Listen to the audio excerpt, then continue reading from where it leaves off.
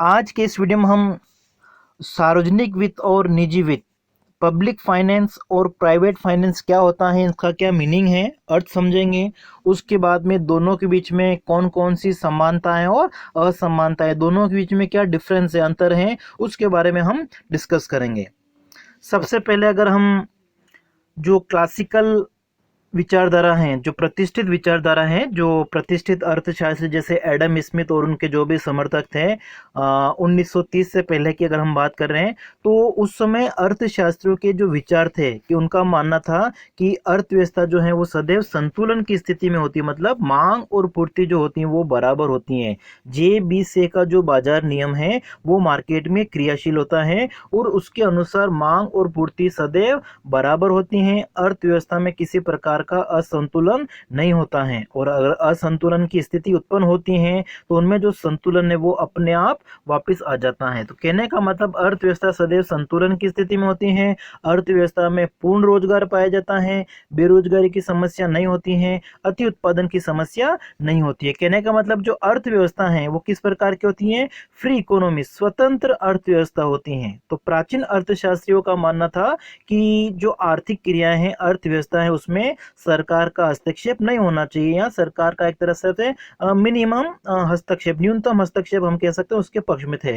और उनकी जो ये नीति थी उसको हम कह सकते हैं अहस्तक्षेप की नीति, मतलब कि सरकार का जो अर्थव्यवस्था में हस्तक्षेप नहीं होना चाहिए, नहीं के बराबर होता है। लेकिन विश्व में जब मंदी की स्थिति आई थी 1930 के दशक में, 1929-30 की जो विश्वव्यापी मंदी थी, उस मंदी से क्या हुआ था कि अर्थव्यवस्था में बहुत सारी समस्या उत्पन्न हो गई थी, जैसे बेरोजगारी की समस्या है, अति उत्पादन की समस्या है, और जो मांग और पूर्ति का संतुलन था वो बिगड़ गया था, मतलब मांग और पूर्ति में असंतुलन की स्थिति उत्पन्न हो गई थी, और बेरोजगारी बढ़ने के साथ साथ में गरीबी की जो स्थिति थी वो बढ़ रही थी। तो उसके बाद में किन्स ने बताया कि ये जो आर्थिक समस्याएं हैं उनको दूर करने के लिए अर्थव्यवस्था में सरकार को हस्तक्षेप करना चाहिए, सरकार को राजकोषीय नीति बनानी चाहिए। कहने का मतलब जब सरकार अर्थव्यवस्था में हस्तक्षेप करेगी तो इससे क्या होगा, ये जो आर्थिक समस्याएं हैं, बेरोजगारी, गरीबी की, अति उत्पादन की,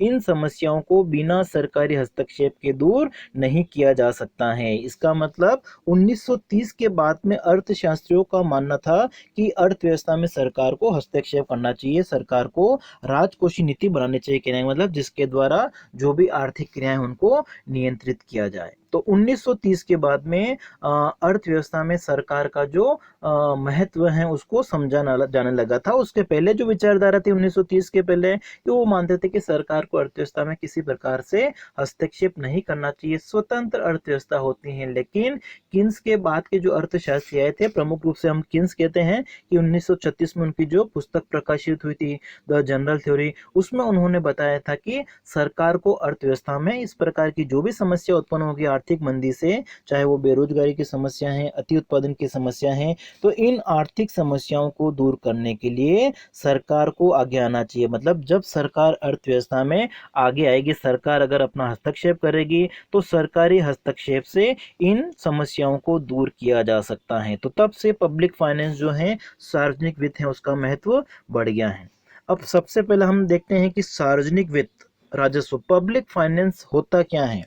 तो पब्लिक फाइनेंस का अगर हम जनरल मीनिंग देखें तो क्या समझा जाता है कि सरकार के द्वारा जो भी व्यय किया जाता है जिसको हम सार्वजनिक व्यय कहते हैं, और उस व्यय की पूर्ति के लिए सरकार जो आय प्राप्त करती है, मतलब सार्वजनिक आय और सार्वजनिक व्यय से संबंधित जो नीति होती है उसको हम क्या कहते हैं, राजस्व कहते हैं, सार्वजनिक वित्त कहते हैं। लेकिन ये जो मीनिंग है वो एक तरह सा हम कह सकते हैं कि विस्तृत नहीं है। आज के अर्थों में अगर हम देखते हैं वर्तमान समय में, तो सार्वजनिक वित्त का मतलब सरकारी व्यय और सरकारी आय, ठीक है, जो पब्लिक एक्सपेंडिचर और पब्लिक रेवेन्यू के साथ साथ में सरकार जो जब घाटा होता है उसको पूरा करने के लिए ऋण लेती है, तो सरकारी ऋण, और सरकार अपना वित्तीय प्रशासन किस प्रकार से करती है, public expenditure, public revenue, public डेब्ट और फाइनेंशियल एडमिनिस्ट्रेशन जो होता है, इन सभी को सार्वजनिक वित्त पब्लिक फाइनेंस में शामिल किया जाता है। जो अर्थशास्त्रियों के द्वारा जो परिभाषा दी गई है, तो जैसे डाल्टन ने बताया था कि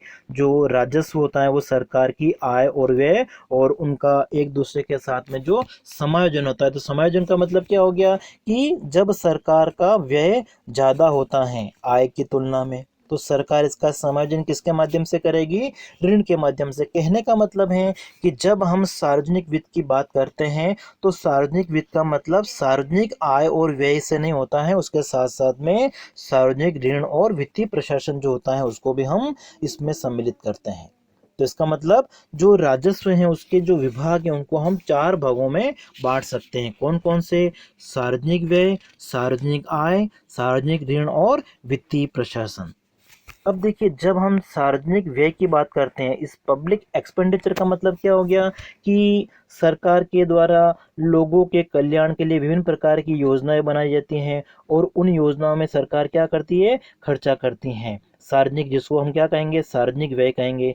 तो सरकार जब अपना खर्चा करती हैं तो उस खर्चे के लिए जो अर्थव्यवस्था में व्यय के सिद्धांत प्रतिपादित किए गए हैं, सार्वजनिक व्यय के जो सिद्धांतों का प्रतिपादन किया गया है, उन सिद्धांतों का जो अध्ययन है वो सरकार के द्वारा मतलब सार्वजनिक व्यय करते समय पालन किया जाएगा। सरकार के द्वारा विभिन्न प्रकार के जो व्यय किए जाते हैं सार्वजनिक व्यय, तो सार्वजनिक व्यय का अर्थव्यवस्था पर क्या प्रभाव पड़ेगा, लोगों के ऊपर क्या प्रभाव पड़ेगा, उससे आर्थिक विकास का जो स्तर है वो किस प्रकार से प्रभावित होगा, इसका जो अध्ययन है वो हम किसके अंतर्गत करते हैं? Public expenditure. सरकार के द्वारा जब पब्लिक एक्सपेंडिचर खर्चा किया जाता है तो उस खर्चे का अर्थव्यवस्था में इकोनॉमिक डेवलपमेंट आर्थिक विकास पर क्या इफेक्ट पड़ेगा, उसका क्या प्रभाव पड़ेगा, उसका अध्ययन हम इसके अंतर्गत करते हैं। दूसरा जो इसका विभाग है महत्वपूर्ण वो है सार्वजनिक आय। अब देखिए, जब किसी अर्थव्यवस्था में सरकार लोगों की कल्याण के लिए व्यय करती है तो उस व्यय को पूरा करने के लिए अब सरकार को क्या करना पड़ता है? आय की व्यवस्था करनी पड़ती है। तो सार्वजनिक आय के अंतर्गत हम क्या अध्ययन करेंगे, किसकी स्टडी करते हैं कि सरकार की इनकम के कौन कौन से सोर्स हैं, सरकार की आय के कौन कौन से स्रोत हैं और सरकार की जो आय है, ठीक है, जिसको हम कराधान कह सकते हैं, टैक्स कह सकते हैं। तो सरकार करों से आय को प्राप्त करने के लिए जो सिद्धांत है, विभिन्न सिद्धांत है, उनका पालन करती है या नहीं करती हैं। सरकार के सामने आय को जब एकत्रित किया जाता है उसमें किन किन समस्याओं का सामना करना पड़ता है, ठीक है, टैक्स से रिलेटेड। तो सारे जो कैनन ऑफ टैक्स, करारोपण के जो सिद्धांत है, लोगों की जो करदान क्षमता है, टैक्सेबल कैपेसिटी जो होती है, इन सभी की स्टडी हम किसमें करते हैं? सार्वजनिक आय पब्लिक रेवेन्यू के अंतर्गत। फिर हम देखते हैं तीसरा हमारा है सार्वजनिक ऋण।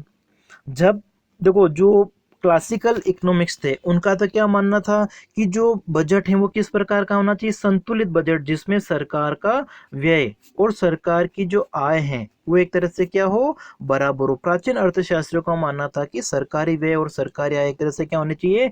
बराबर होने चाहिए। लेकिन वर्तमान समय में अगर हम देखते हैं तो आज के समय में सरकार के द्वारा संतुलित बजट की अवधारणा को नहीं अपनाया जाता है।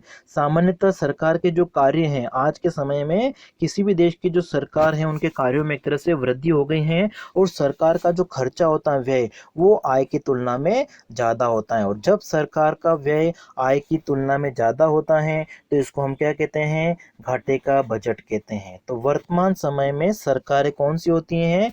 कल्याणकारी सरकारें कहा जाती हैं। और सरकारें अपना जो व्यय है वो आय की तुलना में ज़्यादा रखती है। मतलब सरकार सामान्यतः किस प्रकार का बजट बनाती है? घाटे का बजट। तो घाटे का जो बजट है उसको पूरा करने के लिए सरकार को क्या करना पड़ेगा? जब व्यय ज़्यादा हो जाता है की तुलना में तो उसको पूरा करने के लिए ऋण लेती हैं, ठीक है, जिसको हम कहते हैं सार्वजनिक ऋण।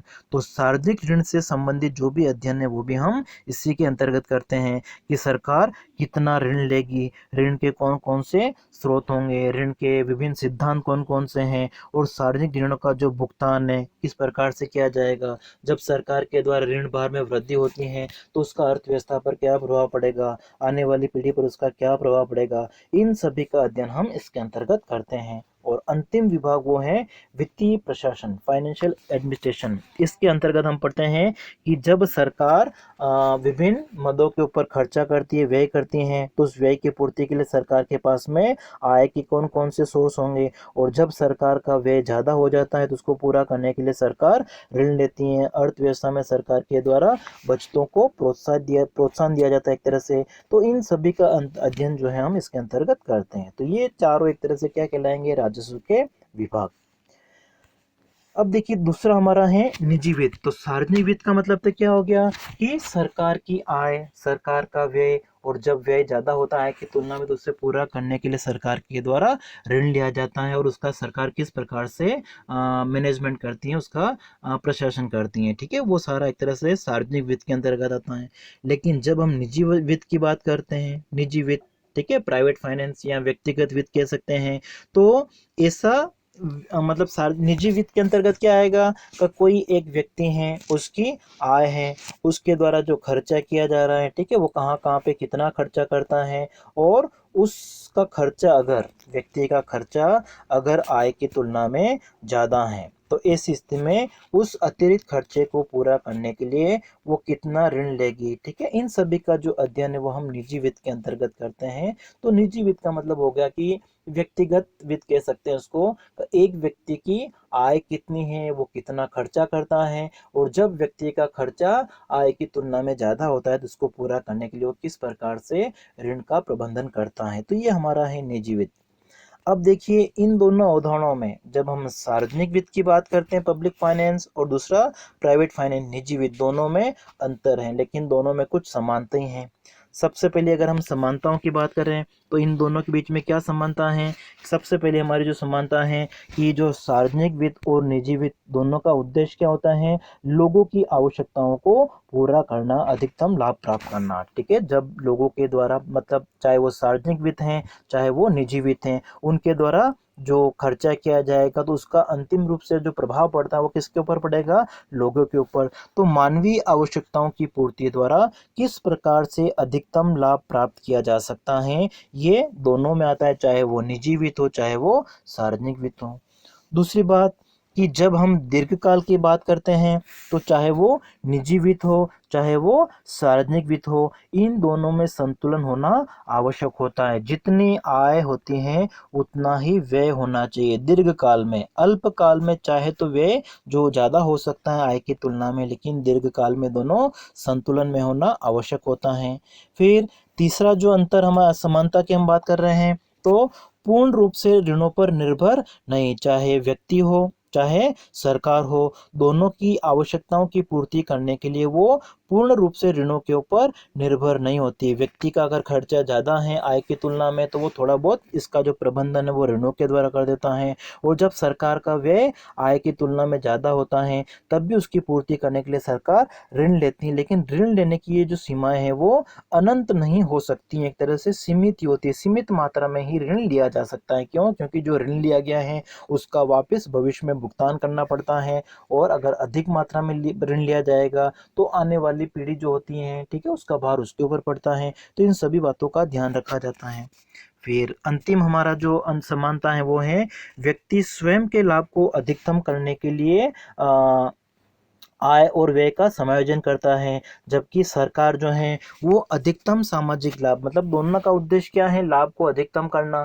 जब निजी वित्त की हम बात करें, निजी वित्त में क्या करेगा व्यक्ति, अपने स्वयं के लाभ को अधिकतम करने का प्रयास करेगा, जबकि सार्वजनिक वित्त में सरकार का क्या प्रयास होगा, पूरे समाज का जो लाभ है अधिकतम सामाजिक लाभ की प्राप्ति हो जाए। तो ये दोनों के बीच में अंतर हो गए। लेकिन दोनों के बीच में अंतर के साथ साथ में दोनों के बीच में दोनों की जो समानता हमने देखी थी उसके साथ साथ में दोनों में अंतर भी है। अब कौन कौन सा अंतर है उनको हम इन बिंदुओं के आधार पर समझते हैं।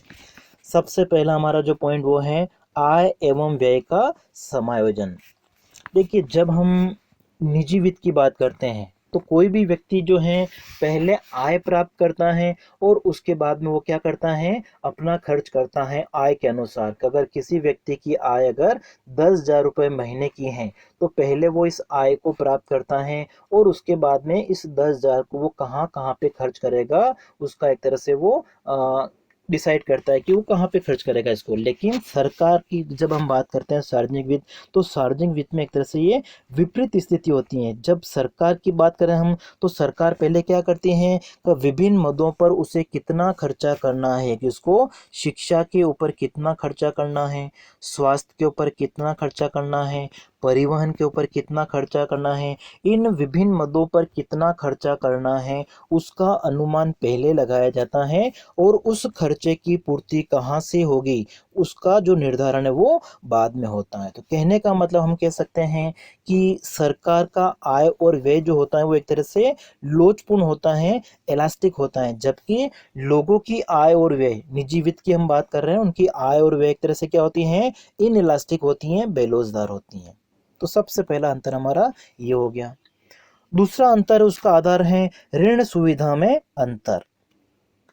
देखिए, जब किसी व्यक्ति का जो खर्चा है, व्यय, अगर वो उसकी आय की तुलना में ज़्यादा होता है, तो ऐसी स्थिति में इस व्यय, अतिरिक्त व्यय को पूरा करने के लिए उसको ऋण लेना पड़ता है। लेकिन किसी व्यक्ति विशेष को बाजार से जो ऋण है वो आसानी से उपलब्ध नहीं होता है। उसको ऋण लेने के लिए मतलब उसकी बाजार में एक तरह से साख क्या है, ठीक है, ये एक तरह से देखा जाता है और उसी के आधार पर उसको ऋण की व्यवस्था होती है। लेकिन सरकार की जब हम बात करते हैं, तो सरकार की जो साख है वो अर्थव्यवस्था में अच्छी होती है, एक तरह से उसको आसानी से ऋण मिल जाता है। तो इसका मतलब ऋण सुविधा जो है वो लोगों की तुलना में सरकार को आसानी से उपलब्ध हो जाती हैं। सरकार को लोगों से भी अप्रत्यक्ष रूप से ऋण मिल जाता है और अंतर्राष्ट्रीय जो संस्थाएं होती हैं उनसे भी, विदेशों से भी उसको आसानी से ऋण मिल जाता है। लेकिन लोगों के लिए एक तरह से ऋण प्राप्त करना बहुत कठिन कार्य होता है। नेक्स्ट अंतर हमारा है कि जब हम किसी व्यक्ति विशेष की बात करते हैं, तो व्यक्ति अपनी आय को विभिन्न वस्तुओं पर जब खर्च करता है, अपनी आवश्यकताओं की पूर्ति के लिए किसी व्यक्ति के द्वारा विभिन्न मदों के ऊपर, विभिन्न वस्तुओं के ऊपर जब अपनी आय को खर्च किया जाता है, तो उसका प्रयास होता है अपनी संतुष्टि को अधिकतम करना। और अपनी संतुष्टि को अधिकतम करने के लिए व्यक्ति क्या करता है, सम सीमांत उपयोगिता नियम का पालन करता है। जबकि सरकार की अगर हम बात करते हैं, तो सरकार किसी व्यक्ति विशेष की संतुष्टि को नहीं देखती है। सरकार क्या देखती है, पूरे समाज का जो कल्याण है वो अधिकतम हो जाए। तो निजी वित्त में व्यक्ति अपना स्वयं का लाभ देखता है, अपने लाभ को अधिकतम करने के लिए वो क्या करता है, सम सीमांत उपयोगिता नियम का पालन करता है। जबकि सरकार जो है वो सम सीमांत उपयोगिता नियम का पालन नहीं करती है। सरकार का उद्देश्य क्या होता है, जो लोग हैं, सभी लोगों, पूरे समाज का जो कल्याण है वो अधिकतम हो जाए, अधिकतम सामाजिक कल्याण के लिए प्राप्ति करती हैं और इसके लिए सरकार के द्वारा अधिकतम सामाजिक लाभ का जो सिद्धांत है उसका अनुसरण किया जाता है। नेक्स्ट हमारा अंतर जो है उसका आधार है सरकार की शक्तियां एवं अधिकार जो होते हैं वो अधिक विस्तृत होते हैं। अब देखिए, जब हम किसी व्यक्ति की बात करते हैं, तो व्यक्ति की जो शक्तियां हैं, अधिकार होते हैं, वो एक तरह से क्या होते हैं, सीमित ही होते हैं। क्योंकि व्यक्ति जो आय प्राप्त कर रहा है वो जितना भी जैसे कमा रहा है, ठीक है, उसकी जो भी सैलरी है उसी के अनुसार किसी व्यक्ति को आय की प्राप्ति होती है। लेकिन जब हम सरकार की बात करते हैं, तो सरकार के पास में जो शक्तियां हैं, जो अधिकार होते हैं, वो लोगों की तुलना में, व्यक्ति की तुलना में अधिक होते हैं। सरकार चाहे तो अपनी आय को करों की दरों को बढ़ा सकती है, या नए प्रकार के जो कर हैं उसको लगाकर सरकार अपनी आय को बढ़ा सकती है। लेकिन व्यक्ति जो है वो ऐसा नहीं कर सकता है। व्यक्ति न तो बल का प्रयोग कर सकता है, सरकार जो है वो मतलब एक तरह से लोगों को प्रेरित कर सकती है, ठीक है, या किसी प्रकार से लोगों को एक तरह से कह सकती हैं कि जो सार्वजनिक आय है, ठीक है, उसके लिए करों का जो भुगतान है वो अधिक करना है। किसी भी प्रकार से मतलब सरकार एक तरह से क्या करती है, अपनी शक्ति का प्रयोग कर सकती है। लेकिन व्यक्ति विशेष जो है वो अपनी शक्ति का प्रयोग नहीं कर सकता है अधिक आय को प्राप्त करने के लिए। नेक्स्ट हमारा है सार्वजनिक वित्त व्यवस्था व्यापक एवं दीर्घकाल। ठीक है, सार्वजनिक वित्त व्यवस्था की अगर हम बात करते हैं, तो ये एक तरह से क्या होती हैं, व्यापक होती हैं, दीर्घकालीन होती है। व्यक्ति की अगर हम बात करते हैं, तो व्यक्ति का जो जीवन एक तरह से क्या होता है, अल्पकालीन होता है। और ऐसी स्थिति में उसको जो भी वस्तुओं एवं सेवाओं को खरीदने के लिए अपनी आय की जो व्यवस्था करनी पड़ती है, या उससे जो आय को खर्च करने से जो उसको लाभ की प्राप्ति होती है, वो उसी समय से संबंधित होती है, मतलब वर्तमान समय तक की सीमित होती हैं। ठीक है, व्यक्ति की जो आय है या वस्तुओं एवं सेवाओं को खरीदने पर जो उसका खर्चा है वो एक तरह से वर्तमान समय तक ही सीमित होता है। लेकिन सरकार एक तरह से क्या होती है, बहुत बड़ी संस्था होती है, सरकार की जो कार्य क्षेत्र होता है वो बहुत बड़ा व्यापक होता है। तो इस स्थिति में सरकार जो है वो क्या लेके चलती है कि सरकार के द्वारा विभिन्न मदों पर जो भी खर्चा किया जा रहा है उससे लाभ आने वाली पीढ़ियों को भी मिले, मतलब दीर्घकालीन समय तक उसकी लाभ की प्राप्ति हो जाए। जैसे सरकार के द्वारा अगर शिक्षा का प्रसार किया जाता है, स्कूल बनाए जाते हैं, या फिर स्वास्थ्य की सुविधा के लिए अस्पताल बनाए जाते हैं, या बांध का निर्माण किया जाता है, सड़कों का निर्माण किया जाता है, तो सरकार के द्वारा ये जो विभिन्न प्रकार की परियोजनाएं चलाई जाती हैं, तो सरकार का उद्देश्य है कि इनसे जो लाभ हैं वो वर्तमान पीढ़ी के साथ साथ में आने वाली पीढ़ी भी लाभ उठाते रहें। तो इसलिए हम कह सकते हैं कि सार्वजनिक वित्त व्यवस्था जो होती है वो व्यापक होती है, दीर्घकालीन होती है, जबकि जो निजी वित्त है उसका संबंध एक तरह से वर्तमान समय से ज़्यादा होता है, कहने का मतलब। नेक्स्ट हमारा है आय एवं व्यय में संतुलन का अंतर।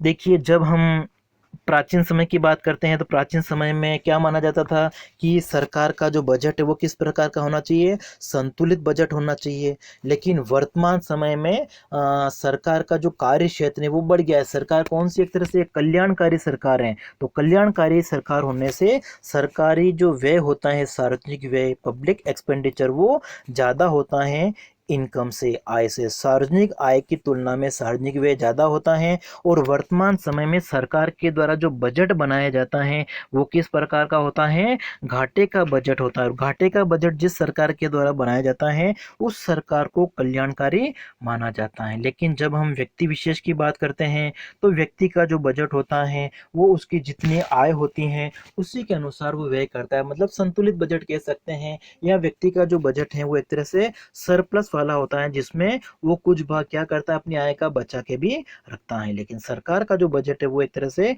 घाटे का बजट होता है। फिर नेक्स्ट है गोपनीयता का अंतर। सिक्रेसी की अगर हम बात करते हैं तो कोई व्यक्ति, अगर हम बात करें निजी वित्त की, तो कोई व्यक्ति क्या करता है, अपनी आय और व्यय जो हैं उसके आंकड़े जो हैं वो गोपनीय रखता है, किसी को बताता नहीं है, ठीक है, ताकि उसकी जो भी प्रतिष्ठा है, जो साख है, वो एक तरह से बनी रहे। लोगों की अगर आय की तुलना में अगर व्यय ज़्यादा भी होता है और उस व्यय की पूर्ति के लिए अगर वो ऋण लेता है तब भी उसका प्रयास रहता है कि वो किसी को बताए नहीं, मतलब उसको एक गोपनीय रखने का प्रयास करता है। लेकिन सरकार के संदर्भ में ऐसा नहीं होता है। सरकार का जो बजट होता है उसको संसद के सामने, ठीक है, चाहे वो लोकसभा है, विधानसभा है, उसकी स्वीकृति लेनी पड़ती है, सभी को बताना जरूरी होता है। साथ ही साथ में जो सरकार का बजट होता है उसको प्रकाशित करना भी अनिवार्य होता है। तो मतलब सरकारी बजट जो होता है वो गोपनीय नहीं होता है, उसको प्रकाशित किया जाता है, सभी लोग उसको देख सकते हैं। लेकिन निजी वित्त के संदर्भ में ऐसा नहीं होता है।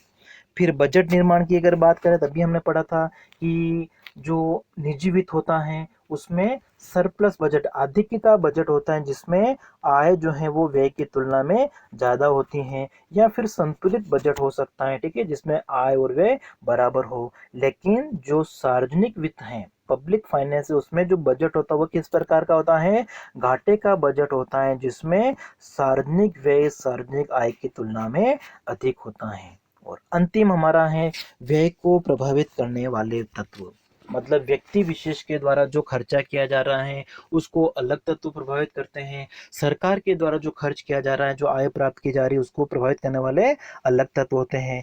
जब हम किसी व्यक्ति विशेष की बात करते हैं तो व्यक्ति विशेष का जो खर्चा होता है वो किसके ऊपर निर्भर करेगा कि उस व्यक्ति का स्वभाव किस प्रकार का है, वो जिस समाज में रहता है, ठीक है, वहाँ के जो रीति रिवाज हैं, उस व्यक्ति का क्या उत्तरदायित्व बनता है, इन सभी से वो प्रभावित होता है और उसी को समझ के वो खर्चा करता है। लेकिन सरकार की अगर बात करें तो सरकार जो है वो क्या देखती हैं, अर्थव्यवस्था का विकास देखती हैं कि सरकार द्वारा जो भी खर्चा किया जाएगा, सरकार ये जो हो रहा है उसके देश के विकास के ऊपर क्या प्रभाव पड़ेगा वो देखा जाता है। तो ये इनके बीच में